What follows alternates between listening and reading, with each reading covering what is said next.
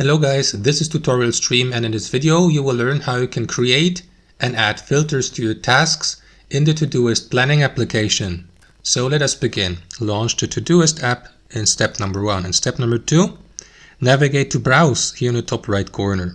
From here guys, in step number 3, tap into Filters and Labels here at the top.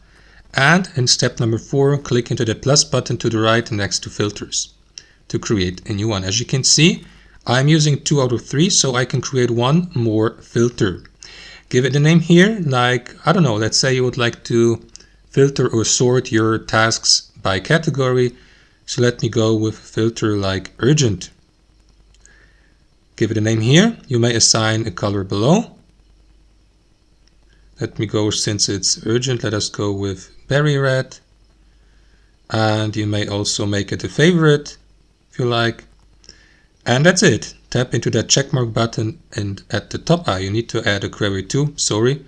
So I'm not being too inventive right now, so let me just add an example query like this. And after that, tap into that checkmark button at the top. Okay, it didn't recognize the query. So you need to query that is already existing, and then you will be ready, guys, to add the filter. Let me show you how a filter like that looks like. For example, assign to me or priority here. I tap into it, and you can assign these filters also to your tasks, of course, like you do with labels. You may also manage your filters by tapping into this button here, and for example, make your filters favorites by tapping into that heart icon, or create a new filter by tapping into this button in the top right corner as previously mentioned, guys. And that's it.